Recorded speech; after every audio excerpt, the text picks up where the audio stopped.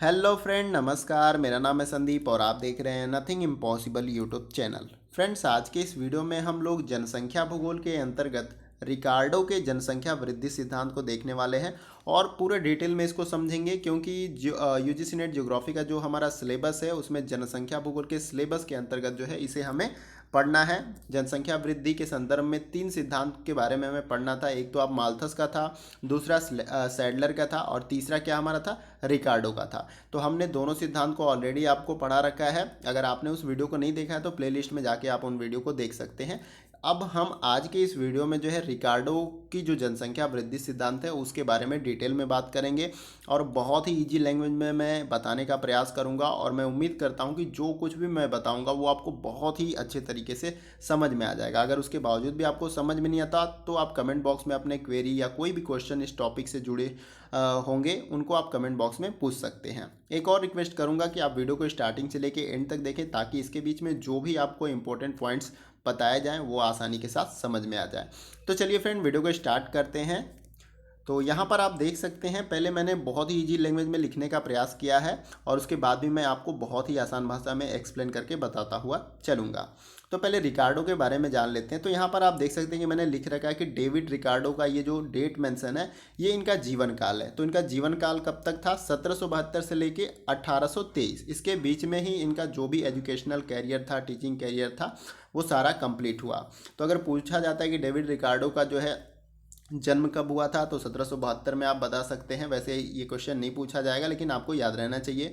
अगर पूछा जाए कि डेविड रिकार्डो का जो है मृत्यु कब हुआ था, किस डेट को, तो 1823 में। तो यहाँ तक तो मैं समझ सकता हूँ कि आपको समझ में आ गया होगा कि डेविड रिकार्डो का जो जीवन काल है 1772 से लेकर 1823 तक। अब हम बात करते हैं आगे कि इन्होंने जनसंख्या वृद्धि के संदर्भ में अपने किस प्रकार के सिद्धांत को जो है बताने का प्रयास किया है। तो यहाँ पर आप देख सकते हैं कि डेविड रिकार्डो आधुनिक अर्थशास्त्रियों में से एक थे। यानी आधुनिक समय के जितने भी अर्थशास्त्री थे तो इसमें उन्हीं अर्थशास्त्रियों में से एक नामचीन अर्थशास्त्री डेविड रिकार्डो भी थे। तो इससे आपको ये स्पष्ट हो गया कि यह जियोग्राफर नहीं थे, यह एक अर्थशास्त्री थे और इन्होंने अर्थशास्त्र के दौरान अपने एक सिद्धांत को विकसित किया। उसी सिद्धांत के आधार पे जो है इन्होंने जनसंख्या वृद्धि के संदर्भ में जो है अपने विचार को व्यक्त किया है। तो आइए इसमें आगे देख लेते हैं। तो यहाँ पर आप देख सकते हैं कि इन्होंने श्रम का वर्गीकरण एवं उनके स्थानांतरण को आधार मानकर बाजार तंत्र के सिद्धांत को विकसित किया। तो इनका जो सिद्धांत है वो बाजार तंत्र का सिद्धांत है और यह एक आर्थिक सिद्धांत है। इसी सिद्धांत के आधार पे जो है इन्होंने जनसंख्या वृद्धि के संदर्भ में अपने विचार को व्यक्त किया है। तो आपको ये स्पष्ट हो गया कि पर्टिकुलर कोई ज्योग्राफी में इन्होंने सिद्धांत नहीं दिया है, लेकिन इन्होंने एक सिद्धांत दिया है। उसी सिद्धांत पे जो है जनसंख्या वृद्धि के सिद्धांत के बारे में यह बताने का प्रयास करते हैं। तो उम्मीद करता हूँ यहाँ तक आपको अच्छे तरीके से समझ में आ गया होगा। आगे देखेंगे हम इसमें कि उन्होंने अपने बाजार तंत्र में श्रम को अन्य वस्तुओं के भांति एक अमूर्त वस्तु माना है। तो अपने इस बाजार तंत्र के सिद्धांत में श्रम के बारे में आप सभी समझते हैं। जैसे आप भी कोई कार्य करते हैं तो एक प्रकार का वो श्रम होता है, एक लेबर भी काम करता है तो वो भी एक प्रकार का श्रम होता है। तो इसमें जो इस सिद्धांत पे इन्होंने बताया कि श्रम को अन्य वस्तुओं की भांति जो है इन्होंने अमूर्त वस्तु मानना है। जिस प्रकार से कोई आप उत्पाद समझ लेते हैं, प्रोडक्ट की वो एक वस्तु होती है, तो उसी प्रकार से श्रम को भी इन्होंने एक वस्तु माना है। आगे इसमें देखेंगे हम कि उनके अनुसार मनुष्य एक बुद्धिमान आर्थिक प्राणी है और वह बाजार तंत्र के अनुसार क्रियाशील होता है। जैसे कि आप समझ सकते हैं, कोई प्रोडक्ट होता है या कोई उत्पाद होता है, जैसे उसकी डिमांड होती है मार्केट में उसी प्रकार से उसकी सेलिंग होती है और सेलिंग नहीं भी होती है। तो उसी प्रकार से श्रम के संदर्भ में जो है इन्होंने बताया है। आगे इसमें हम देखेंगे कि इस कारण श्रम की मांग में वृद्धि पर मजदूरी बढ़ती है। अगर आप समझ लीजिए कि श्रम की डिमांड होगी या मजदूरों की ज़्यादा डिमांड होगी और उनकी क्वांटिटी कम रहेगी, तो उस स्थिति में क्या होगा, उनकी मजदूरी बढ़ जाएगी। लेकिन उच्च मजदूरी के कारण श्रम पूर्ति में जो है उच्च जनसंख्या द्वारा वृद्धि होगी। यानी कि उच्च मजदूरी अगर होगी तो उस स्थिति में क्या होगा कि श्रम की कमी होगी। तो उस कंडीशन में क्या होता है, उस कमी को पूरा करने के लिए क्या होगा, जनसंख्या वृद्धि होने लगता है कि जो ज़्यादा क्वांटिटी में मजदूर रहेंगे तो ज़्यादा काम हमारा होगा। लेकिन उसके अनुसार क्या होता है कि ज़्यादा लोग बढ़ेंगे तो फिर मजदूरी कम होने लगती है। तो यहाँ पर आप देख सकते हैं कि यहाँ पे टाइप में मिस्टेक है थोड़ा सा। तो यहाँ पर आप देख सकते हैं कि श्रम पूर्ति में वृद्धि होने पर मजदूरी कम होने लगती है।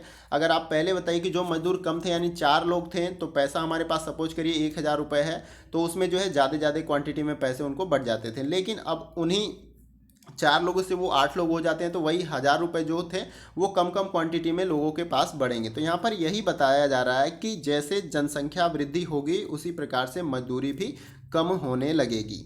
तो आगे हम इसमें देखेंगे कि इस प्रकार मजदूरी उस प्राकृतिक बिंदु पर अस्थायी हो जाएगी यहाँ पर आप देख सकते हैं जितने से जीवन निर्वाह हो सके। यानी जैसे जनसंख्या बढ़ेगी और मजदूर श्रम भी जो है आपका बढ़ेगा, तो लेकिन एक ऐसा बिंदु आएगा जहाँ पर दोनों स्टेबल हो जाएंगे और वहाँ पर उस कंडीशन में एक श्रमिक को या श्रम के अनुसार उतनी ही मजदूरी मिलेगी जितने से उसकी जीवन निर्वाह हो सके। यानी बहुत ज़्यादा नहीं मिलेगा लेकिन उतना भी कम नहीं जिससे खाने पीने का काम उनका चल जाएगा।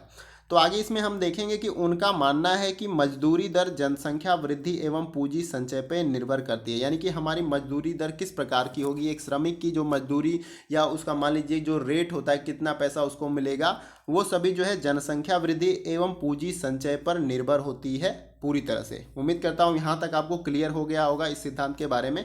एक बार मैं आपको रिकॉल कर देता हूँ या इसके बारे में मैं समझा देता हूँ। रिकार्डो महोदय ने जो है अपने बाजार तंत्र के सिद्धांत के अंतर्गत श्रम के बारे में उन्होंने डिटेल में बताया कि श्रम जो है एक प्रकार की अमूर्त वस्तु होती है, जैसे एक उत्पाद होता है और जिस प्रकार से बाजार उसका होता है यानी मार्केटिंग होता है उसके प्रकार से उसका जो वैल्यू होता है। तो श्रम के संदर्भ में पूरा इन्होंने डिटेल अपना देने का प्रयास किया है। तो उम्मीद करता हूँ आपको अच्छे तरीके से यहाँ तक समझ में आ गया होगा। आइए आगे देखते हैं इसमें।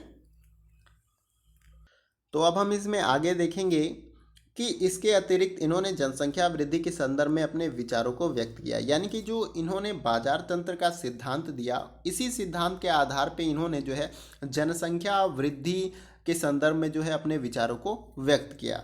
आगे हम इसमें देखेंगे कि माल्थस के घनिष्ठ मित्र होने के बावजूद भी माल्थस के जनसंख्या वृद्धि के विचार तथा सिद्धांत में व इनके विचारों में मतभेद था। यानी कि दोनों आपस में मित्र थे बहुत ही अच्छे, लेकिन जो माल्थस के जो विचार थे उसके विपरीत जो है इनका विचार था। उदाहरण स्वरूप हम देख सकते हैं कि माल्थस ने जनसंख्या वृद्धि को विकास के प्रमुख अवरोधक के रूप में व्यक्त किया है। यानी कि जनसंख्या वृद्धि होती है तो उस प्रकार से विकास ग्रोथ हमारी जो है रुक जाती है, यानी एक अवरोधक के रूप में जो है माल्थस ने इसको व्यक्त किया है। लेकिन इसके विपरीत रिकार्डो महोदय ने जो है जनसंख्या के दबाव को विकास के लिए चुनौती मानते हुए तर्कपूर्ण ढंग से बताया है और गणनाओं के द्वारा सिद्ध यह हो चुका है कि किसी भी देश की जनसंख्या अनुकूल स्थितियों को जो है पाकर जो है 25 वर्षों में दोगुनी हो जाती है। तो इस बात की भी जो है प्रबल संभावना है या संभावना है कि वैसी ही अनुकूल परिस्थितियां मिलने पर उससे कम समय में देश की कुल पूंजी जो है दोगुनी हो जाएगी। यानी कि जिस प्रकार से माल्थस बताते हैं कि अनुकूल दशा में जो है 25 वर्षों में किसी भी देश की जनसंख्या दोगुनी हो जाती है, तो उसी प्रकार से जो है अनुकूल दशा, जिस प्रकार से अनुकूल दशा जनसंख्या के लिए हुई तो वो दोगुनी हो गई, तो उसी प्रकार से अगर अनुकूल दशा पूंजी या मतलब किसी देश की पूंजी के लिए हो गई तो वो क्या हो जाएगी, उतने ही समय में वो भी दोगुनी हो जाएगी। तो इस प्रकार से श्रम का जो दर है यानी श्रम का जो रेट है वो हमारा क्या रहेगा, एक केंद्र बिंदु पे स्थिर रहेगा, यानी कि वो मेंटेन रहेगा। उनका यह मानना था रिकार्डो महोदय का। तो उम्मीद करता हूँ यहाँ तक भी आपको अच्छे तरीके से क्लियर हो गया होगा। आइए आगे देखते हैं। अब हम इसमें आगे देखेंगे कि इनका मानना है कि ऐसी परिस्थितियों में मजदूरी समान दर बनी रहती है। यानी मजदूरी समान दर किस प्रकार से बनी रहेगी, जैसे कि मैंने आपको ऊपर बताया कि माल्थस का मानना था कि 25 वर्षों में जो है अगर अनुकूल दशा मिलती है किसी देश की जनसंख्या को तो वो दोगुनी हो जाएगी। लेकिन रिकार्डो महोदय क्या बताते हैं कि वही अनुकूल दशा अगर किसी पूंजी को मिलती है तो उतने ही समय में वो पूंजी क्या हो जाएगी, वो डबल हो जाएगी। तो इस प्रकार से जो है मजदूरी दर की जो है समान दर बनी रहती है, यानी कि वो कम नहीं होती है। तो फिर इसके आगे हम देखेंगे कि इस प्रकार रिकार्डो ने जनसंख्या वृद्धि को विकास का बाधक न मानते हुए आर्थिक सिद्धांत के माध्यम से माल्थस के सिद्धांत का तर्कपूर्ण आलोचनात्मक विचार जो है प्रस्तुत किया है। तो इसके विपरीत इनका मत था, जैसे जनसंख्या वृद्धि के संदर्भ में माल्थस का मानना था कि कोई भी जनसंख्या वृद्धि होती है तो वो विकास में अवरोधक है। लेकिन यहाँ पर रिकार्डो महोदय बताते हैं कि जिस प्रकार से अनुकूल दशा पाकर जनसंख्या वृद्धि हो जाती है तो उसी प्रकार से अनुकूल दशा पाकर किसी देश की पूंजी जो है डबल हो जाएगी। तो यहाँ पर इस कंडीशन में मजदूरी दर जो है वो समान बनी रहती है, यानी कि कम नहीं होगी। तो उम्मीद करता हूँ आपको जो भी मैंने इस सिद्धांत के बारे में बताया डिटेल में वो आपको अच्छी तरीके से समझ में आ गया होगा। वैसे मैंने प्रयास किया कि बहुत ही आसान भाषा में समझाऊं और मैंने पूरी कोशिश भी की कि आपको बहुत ही अच्छे तरीके से बताऊं। बेसिकली रिकार्डो महोदय जो है एक अर्थशास्त्री थे और अर्थशास्त्र में ही उन्होंने अपने सिद्धांत को जो है दिया था, बाजार तंत्र के सिद्धांत को दिया था। उसी सिद्धांत के आधार पर जो है इन्होंने जनसंख्या वृद्धि के संदर्भ में जो है अपने विचार को बताया था। तो उम्मीद करता हूं कि आपको ये वीडियो का सेशन अच्छा लगा होगा और इस सिद्धांत से जुड़ी जो भी आपके इंपॉर्टेंट पॉइंट्स थे उसको मैंने बहुत ही अच्छे तरीके से बताने का प्रयास किया। इसके बाद भी अगर आपको कोई पॉइंट नहीं समझ में आया, कुछ भी समझ में नहीं आता है, तो आप कमेंट बॉक्स में मुझसे पूछ सकते हैं। मैं आपको पर्सनली जो है जवाब देने का प्रयास करूँगा। अगर आपको किसी विशेष टॉपिक पे या आपके लिए कोई टॉपिक बहुत ही ज़्यादा इंपॉर्टेंट है तो उसके बारे में भी आप मेंशन कर सकते हैं कि सर मुझे इस टॉपिक पे वीडियो चाहिए, तो मैं पूरी तरह से प्रयास करूंगा कि आपको उस टॉपिक पे वीडियो बनाकर प्रोवाइड करूं। तो मैं पूरी तरह से कोशिश करता रहता हूं कि आपको बहुत ही अच्छे तरीके से वीडियो जो है प्रोवाइड करूं ताकि आपको अच्छे तरीके से समझ में आए और वीडियो के माध्यम से आपको बहुत ज़्यादा हेल्प मिल सके। तो मेरा पूरी तरह से प्रयास रहता है कि आपकी किस प्रकार से मदद की जाए। तो उम्मीद करता हूँ वीडियो का सेशन आप सभी को अच्छा लगे तो आप वीडियो को लाइक जरूर करें। आपके एक लाइक से हमें बहुत सारा मोटिवेशन मिलता है, हमें लगता है आप हमारी वीडियो को देखते हैं और हमें आपके लिए कंटिन्यूअस वर्क करना चाहिए और कंटिन्यूअस आपकी मदद जारी रखनी चाहिए। इसके साथ साथ जो है वीडियो को आप शेयर कर दें मैक्सिमम दोस्तों के साथ ताकि उनको भी इस वीडियो से हेल्प मिल सके। क्योंकि मैं हर वीडियो में आपसे बार बार कहता हूँ कि सब कुछ जो कुछ भी हम इस चैनल के माध्यम से आपको प्रोवाइड करते हैं वो सभी फ्री ऑफ कॉस्ट होता है। तो आपका अगर इससे लाभ हो रहा है तो आपका यह भी दायित्व होता है कि आप दूसरों को शेयर करें ताकि उनको भी इस वीडियो से लाभ मिल सके। एक बात और मैं कहना चाहूँगा इसके वीडियो के अंत में कि जल्द ही मैं आपको ज्योग्राफी के भी प्रैक्टिस सेट जो है प्रोवाइड करूँगा। मैंने क्वेश्चन जो है टाइप बहुत दिनों से कर रहा था क्योंकि बहुत सारे बुक्स हैं उसमें क्वेश्चन है लेकिन बहुत सारे ईरर्स होते हैं उन क्वेश्चन में।